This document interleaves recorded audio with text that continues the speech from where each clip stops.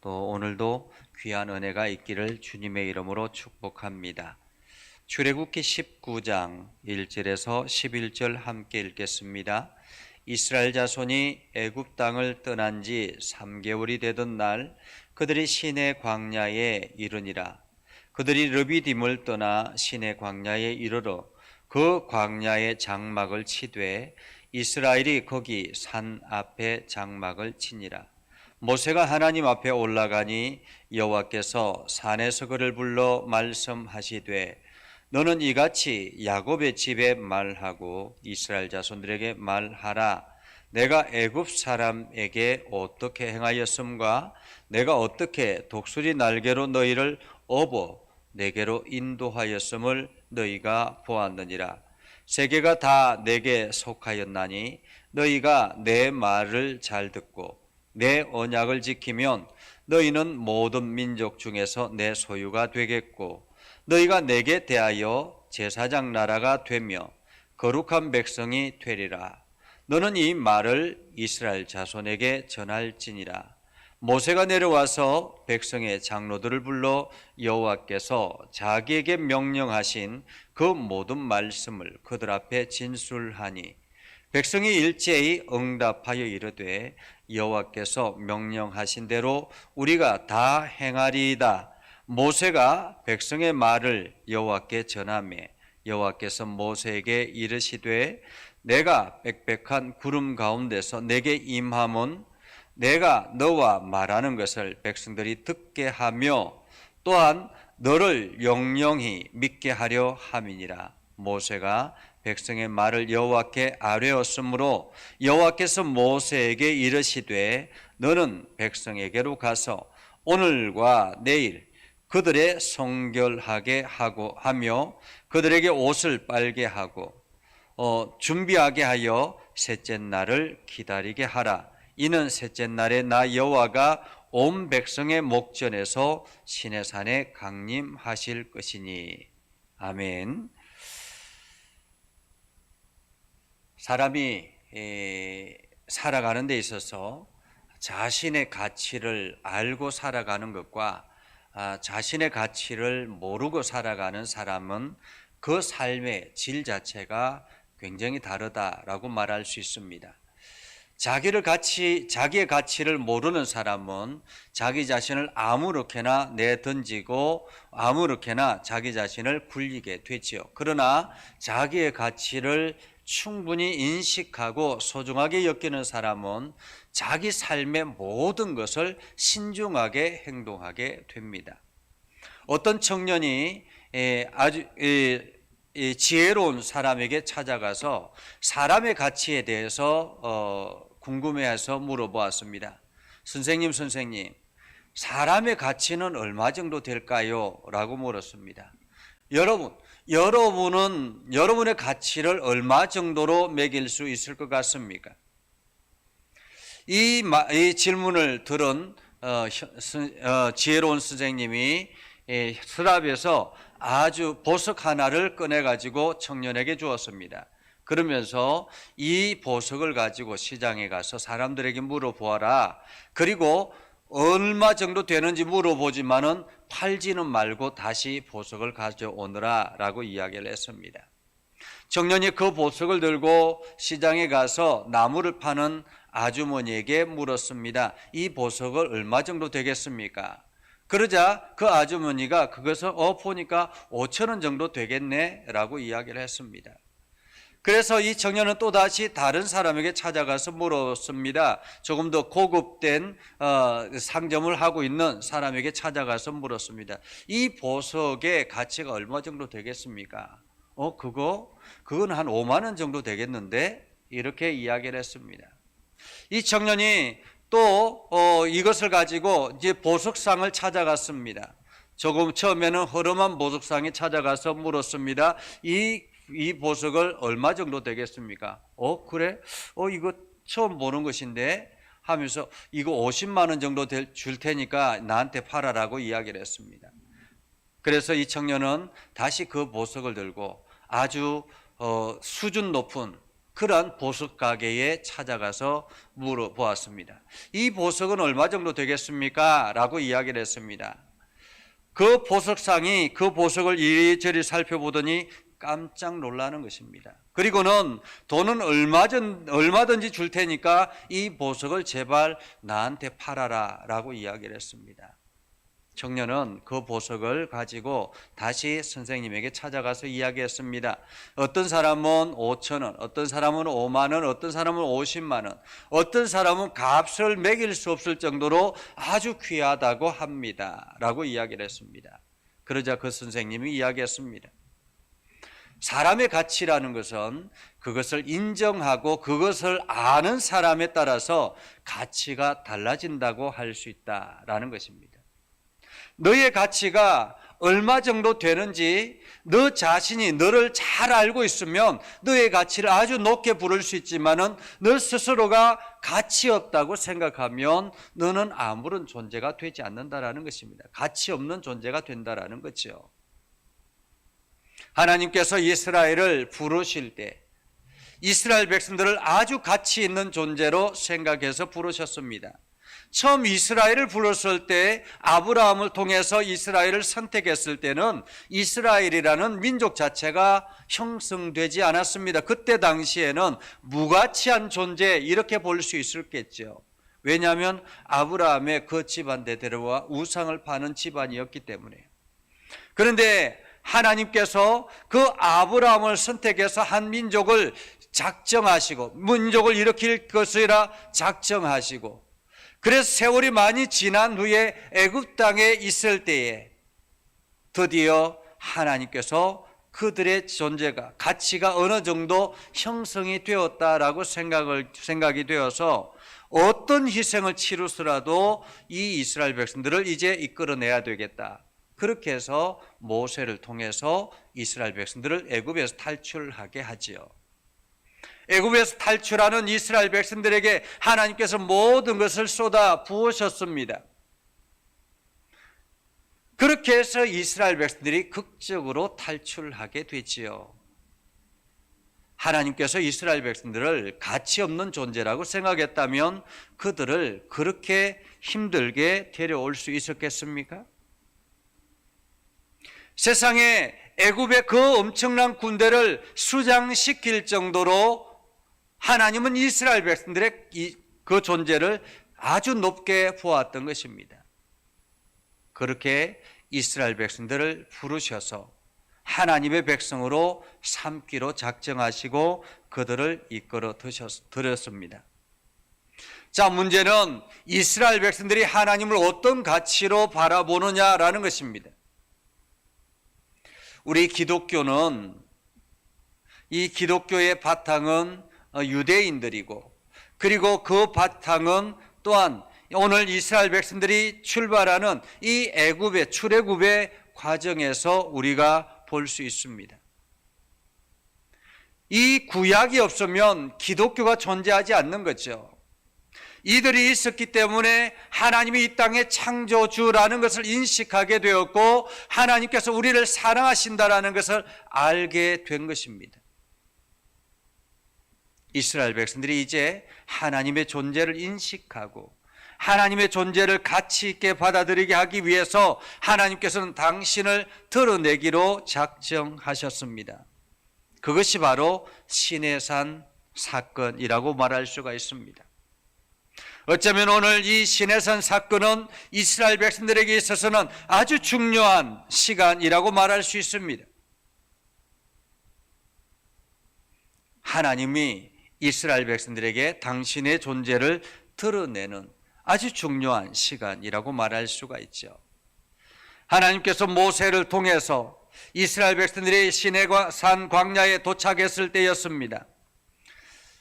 제가 이게 그 이스라엘 성지 순례를 아주 오랜전에 했을 때에 이 시내산에 올라가려고 하는 그런 때에 이게 시내산 등반을 하지 못하는 안타까움이 있었습니다. 어쩌면 저희 이후로부터 계속 이어서 이제 시내산을 올라가지 못했다라고 하는데 저희가 시내산을 향해서 갈 때에 그만 베두인족에 의해서 2명이 납치가 되었고, 그것으로 인해서 끊임없이 이 시내산에 도착해서 그 협상을 해야만 하는 그러한 어려움이 있었습니다. 그래서 우리는 시내산 등반하는 그 시간에 밑에서 기도회를 하고 있었습니다. 그래도 아쉬워서 시내산 아래쪽에서 시내산을 바라보는데 얼마나 높은지요, 그리고 그 산이 얼마나 험한지요. 온통 돌산이라 이게 가기가 쉽지 않은 거예요. 보통 사람들이 이 시내산을 등반하기가 참으로 어렵다고 합니다. 중턱까지 올라가는데도 불구하고 그것이 쉽지 않다라고 해요. 그래서 낙타를 타고 올라가기도 하고 한다고 합니다. 오늘 하나님께서 이스라엘 백성들을 부르시고 당신을 드러내기 위해서 모세를 시내산 광야에서 모세를 불러서 시내산 정상에 오르게 합니다.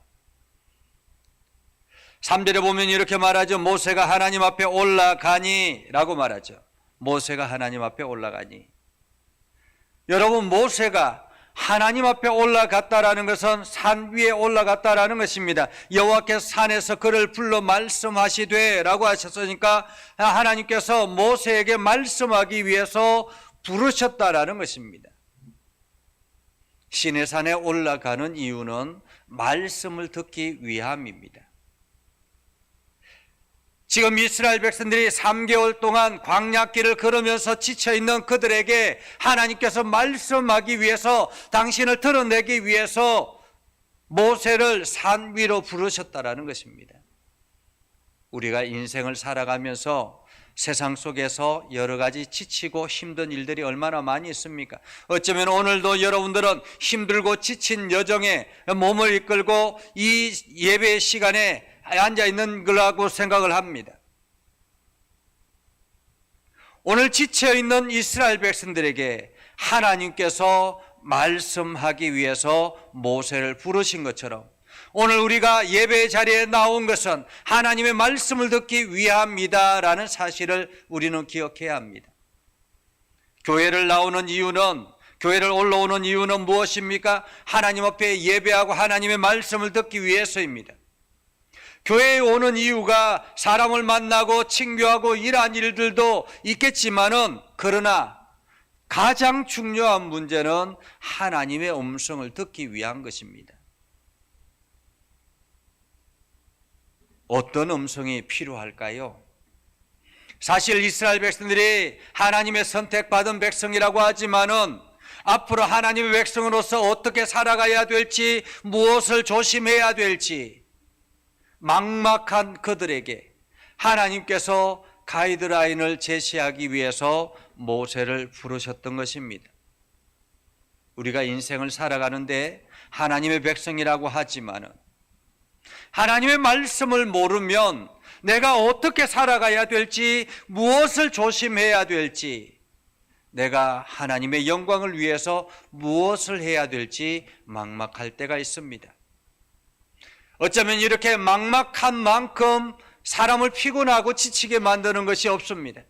여러분들이 어떤 일들을 행할 때에 일을 계획하고 하려고 하는데 그 일에 어떻게 해야 될지 모를 때에는 그만큼 피곤하고 지치는 것이에요.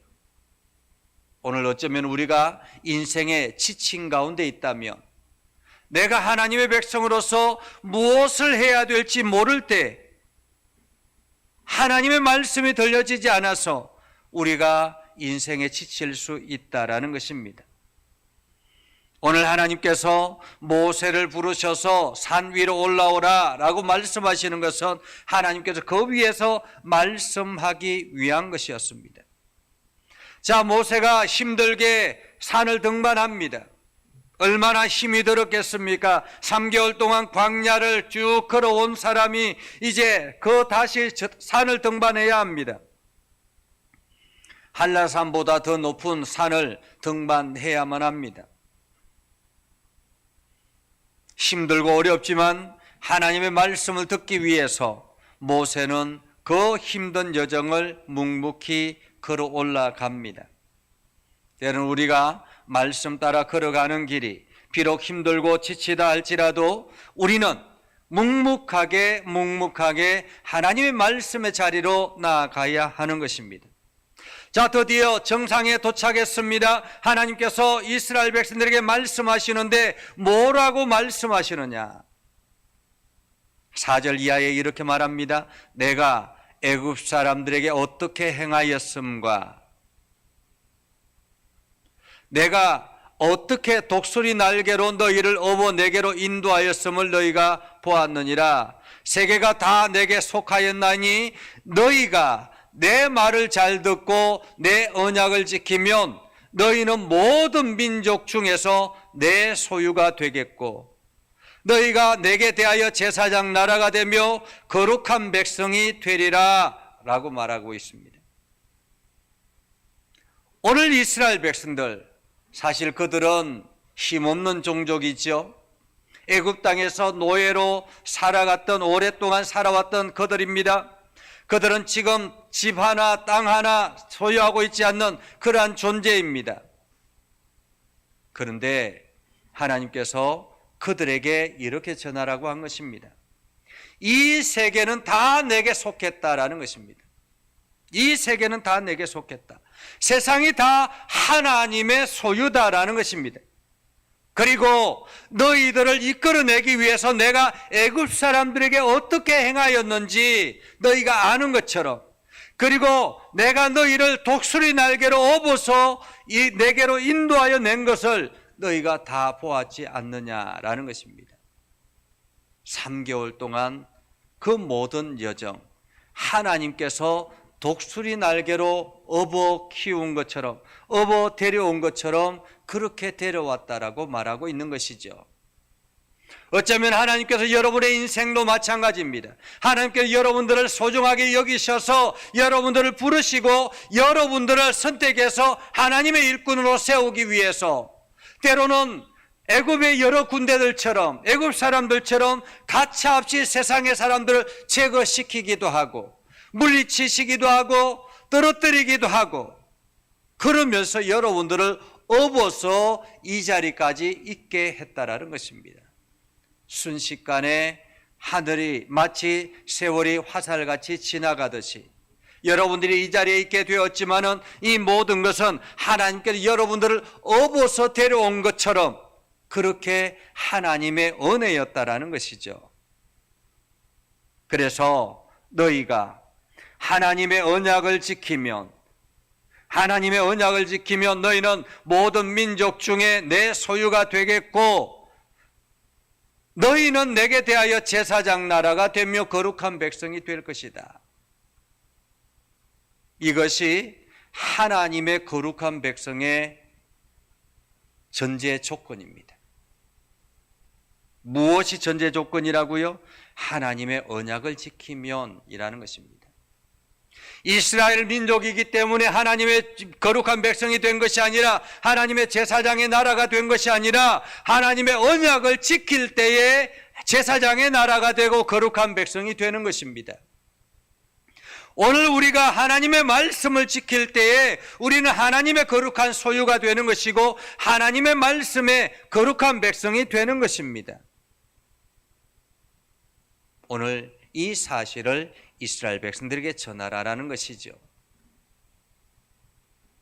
우리가 인생의 가치 있는 삶을 살아가기를 원한다면 내가 하나님의 거룩한 백성이라는 사실을 인식하는 것입니다. 하나님의 거룩한 백성이요, 이 땅의 창조주 되신 하나님의 백성이다라는 사실, 그리고 하나님의 제사장의 나라라는 사실, 우리가 이 사실을 기억하며 살아가야 되는 것입니다. 그러기 위해서 오늘도 우리는 언약 아래 있는 것이고, 그러기에 오늘도 우리는 하나님의 말씀을 듣기 위해서 예배의 자리에 나온 것입니다. 그리고 모세가 다시 그 산 위에서 하나님의 말씀을 듣고 난 다음에 아래로 내려갔습니다. 왜 내려갔습니까? 세상으로, 백성들 틈으로 들어가는 것이죠. 우리가 예배를 통해서 하나님의 은혜를 경험하고 하나님의 말씀 앞에 거하면 다시 그 은혜를 가지고 세상으로 나아가야 되는 것입니다. 사람들이 있는 곳으로 나아가야 되는 것입니다. 자, 그래서 모세가 이스라엘 백성들에게 하나님의 말씀을 전합니다. 하나님께서 말씀하시는 그 모든 것들. 그런데 이스라엘 백성들이 그 하나님의 말씀을 다 제대로 듣지 않아서 하나님께서는 친히 이스라엘 백성들에게 자기 자신을 보이시겠다고 말씀하고 있는 것이죠. 내가 시내산에 강림하실 것이니라. 이스라엘 백성들이 하나님의 말씀을 듣기 위해서, 하나님을 바라보기 위해서 무엇을 해야 한다고 합니까? 옷을 빨아라. 성결하게 하며 우리가 하나님의 임재를 경험하고 하나님을 만나기를 소망한다면 우리 자신을 성결하게 하고 우리를 거룩한 옷으로 빨아야 하는 것입니다. 육체를 덮는 옷이 아니라 우리의 영혼을 덮는 거룩한 옷이 우리 안에 있어야 되는 것입니다. 이것은 우리의 행실을 말하는 것이죠. 오늘 우리는 이 거룩한 옷을 빨아서, 우리의 옷을 빨아서 하나님 앞에 거룩한 존재로 나아가야 되는 것이죠. 이것이 오늘 우리가 이스라엘 백성들이 이 시내산에서 경험하는 일인 것입니다. 오늘 우리도 세상에 살아가면서 하나님의 은혜 안에 있기를 원하고 하나님의 말씀을 듣기를 원하고 하나님의 임재를 경험하기를 원한다면 우리 자신이 하나님의 백성이라는 거룩한 존재임을 인식하는 것입니다. 그리고 하나님을 만나기 위해서 우리는 날마다 소망해야 되고 우리의 옷을 정결하게 해야 하는 것입니다. 그래서 오늘 하루도 여러분이 하나님의 말씀을 듣고 소중하게 나아가는, 그래서 날마다 힘을 얻고 나아가는 복된 삶을 살아갈 수 있기를 주님의 이름으로 축복합니다. 기도하겠습니다. 거룩하신 아버지 하나님, 은혜를 감사합니다. 이 시간에 하나님 앞에 예배하는 모든 심령들을 복되게 하시고 하나님께서 형통하게 하여 주시길 원합니다. 저들이 하나님 앞에 거룩한 옷을 빠는 것처럼 아버지 하나님의 예배를 소중하게 여기며 하나님의 음성을 듣기를 소망하며 날마다 하나님의 은혜 있기를 소망합니다. 하나님, 저들과 동행하여 주시고 은혜가 풍성하게 하시고 주의 영광이 저들을 통해서 온 세상에 드러나게 하옵소서. 아버지 하나님, 오늘도 은혜와 사랑이 넘쳐나게 하시고 하나님의 복이 가득하게 하여 주시며 행하는 모든 일들마다 좋은 열매들로 나타나게 하옵소서. 아버지 하나님, 이 시간 믿음의 성도들이 기도할 때마다 응답하여 주셔서 날마다 기쁨이 넘쳐나게 하옵소서. 예수님의 이름으로 기도드리옵나이다. 아멘. 이제는 우리 구주 예수 그리스도의 은혜와 하나님 아버지 극진하신 사랑과 성령님의 감화 감동 역사 위로 교통하시며 은혜가 주의 말씀 안에 있는 믿음의 백성들 위해 하는 모든 일들 위해 영원토록 함께 하옵시기를 간절히 축원하옵나이다. 아멘.